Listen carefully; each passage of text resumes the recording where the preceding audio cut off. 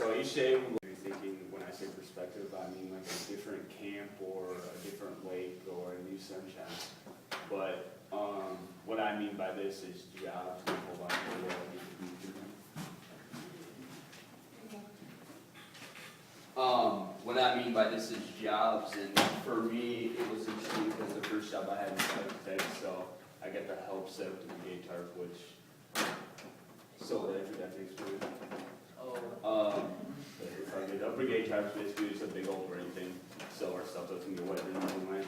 But it's interesting having a different perspective because not only can you step in another person's shoes, but you can see what they go through daily, and what they struggled through the day before, which is something nice because we can sit there and complain that it's too hard to collect firewood or you get bitten up too much, and then the next day you can do that and see where they're coming from.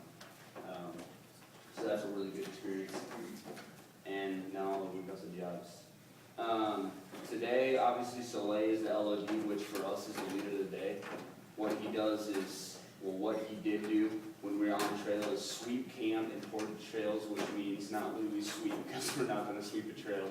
It means check to make sure we don't leave anything behind, like water bottles or anything. He keeps track of the time during lunch, helps select lunch stop time and location, so where we're going to eat.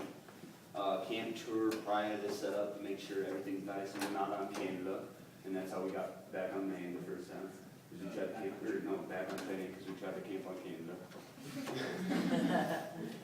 Assistant camp set up in firewood collection, writes journal entry during foot party, which was the best part of the day, foot party. Trash use. Journal reading during evening meeting, which Jordan will explain what evening meeting is.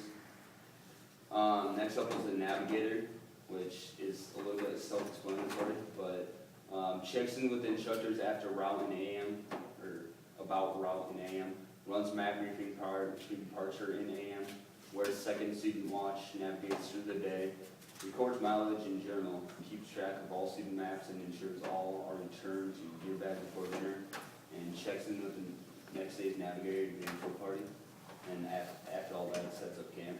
Engineer, second navigator for the day, sets up camp, chooses and sets up food pack system, which for us is a bear system.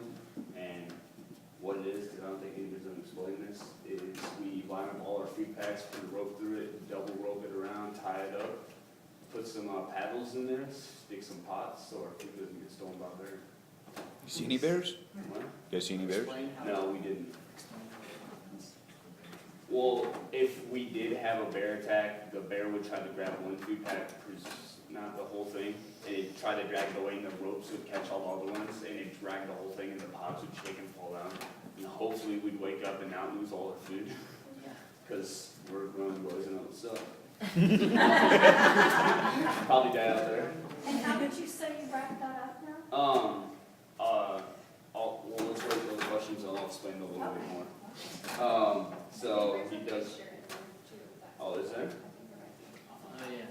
See if you can find it. And ensures packs are under the brigade tarp and beds are set up, so the food packs go underneath the brigade tarp and before the scout circle. The architect leads camp setup, assists engineer with food pack system, packs equipment pack, assembles and removes dry lines, which obviously is the poison. The cook, definitely self-explanatory. Makes breakfast and dinner, packs lunch for the day and day pack, carries the iodine dropper, which is what we use to purify our water. Water in pots before fire can be lit, cleans pots in the kitchen, along with sous chef, packs up food packs.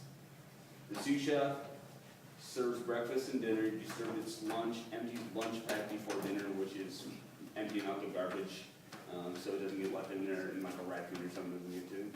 It doesn't bad. Sets up hand wash station after the party so we can wash our hands and not get nasty germs, and help pack food packs. And the fire master scouts firewood collection at last portage or new campsite, heads up wood collection and collects birch bark and or kindling for fire, builds and lights the fire, but water also has to be ready, so he has to wait for the cook, which we've had to do many times. Ensures fire out and cold before bed, and tarps wood at night. And also, once we got at base camp, which was about a week ago, I guess now, we went into what they call the urban phase, and these are the urban instructors right here, so we got them as soon as we went there. It's nice to have new people to talk to. Instead of being engineering to one people. So the LOD was the logistics, so they kept track of the time and the schedule. So where we were going when, because we had activities like kayaking and stuff when we got there. The navigator did the exact same thing as the LOD, so he was basically just like an LOD.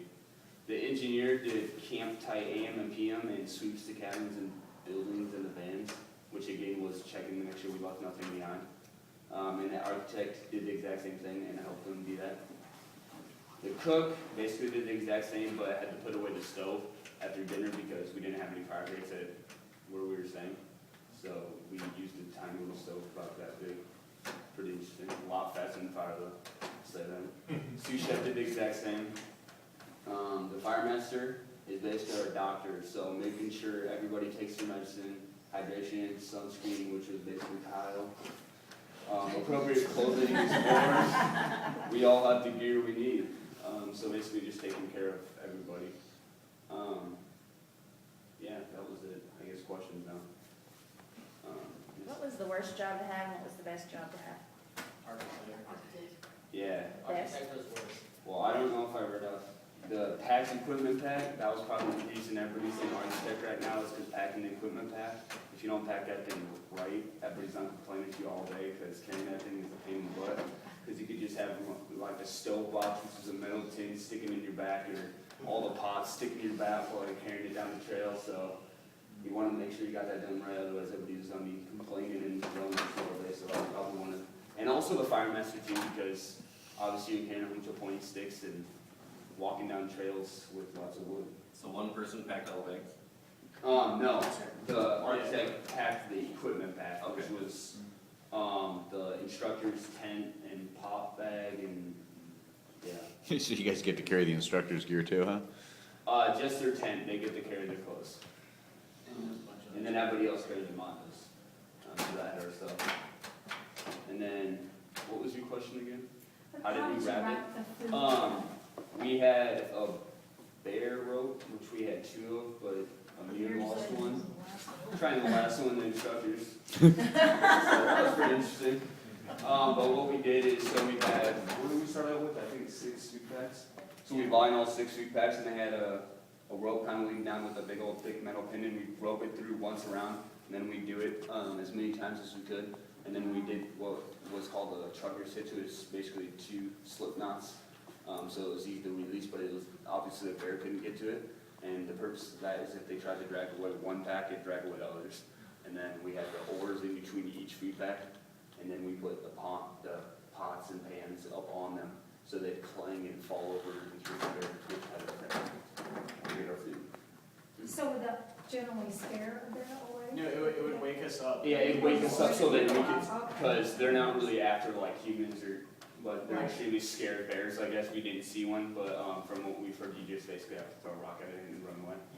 Because they're very like gentle, not aggressive bears. They just want your food.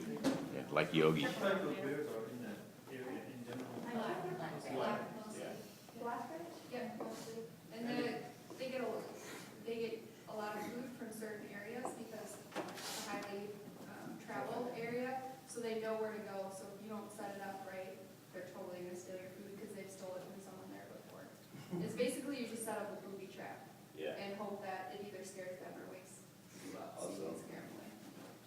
Any other wildlife that you guys saw? Anything Well, significant? I thought there was moose out there. Yeah, I had a moose walk through, when we were on solo, I had a moose walk through my campsite at, I'm guessing 3 o'clock in the morning, because we had no watches, and they also tricked us into the time then. Because they set our watches back half an hour to make sure we got the places on time.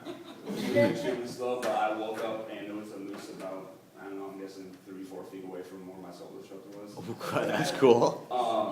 As I grew up reading the book Hatchet, Brian gets attacked by a moose in that. I got that idea in my head and I was like, I'm not going out there, so I just tried to go back to sleep, because it was really big and it was really scary. Did you guys see deer and stuff? Yeah, we saw, at base camp we saw deer, but, they were just, yeah, they just weren't really scared though, because I guess at base camp they, what? You have to be careful. Oh, yeah, and we also saw bald moose, but, Caught a lot of frogs and a snake. at some We big heard it like a facility. snake. Yeah, we heard from